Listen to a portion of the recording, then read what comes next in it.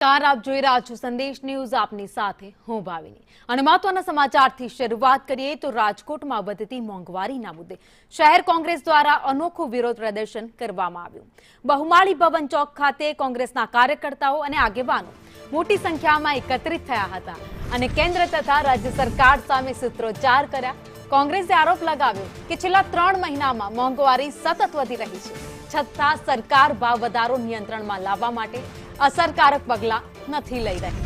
વિરોધ દરમિયાન કાર્યકર્તાઓએ બેનર અને પોસ્ટર સાથે પ્રતિકાત્મક મોંઘવારીની જેલ બનાવી સરકારની નીતિ સામે આક્રોશ વ્યક્ત કર્યો। પેટ્રોલ ડીઝલના વધતા ભાવ, રોજિંદી જરૂરિયાતની વસ્તુઓમાં ભાવ વધારો અને સામાન્ય જનતાની પડી રહેલી મુશ્કેલીઓને લઈને કોંગ્રેસે સરકારને ઘેરી લીધી। નીટનું પેપર ફૂટ્યું, કેટલા વિદ્યાર્થીઓની જિંદગી હોમાવી, કેટલા વિદ્યાર્થીઓએ એની અંદર સુસાઇડ કર્યું।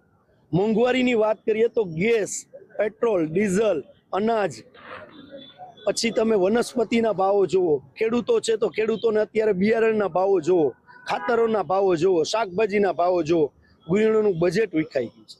માત્ર અચ્છે દિનની વાત કરે છે અને આ ભારતીય જનતા પાર્ટીના વડાપ્રધાન વિદેશમાં ફરવામાંથી વ્યસ્ત છે। દેશ કટોકટી તરફ જઈ રહ્યો છે ત્યારે આ લોકો તાઇફાઓમાં વ્યસ્ત છે। પ્રજાનો અવાજ બની અને અમે આજે રાજકોટ શહેર કોંગ્રેસ દ્વારા કલેક્ટરને ઢંઢોળવા માટેનું કામ કરવાના છીએ।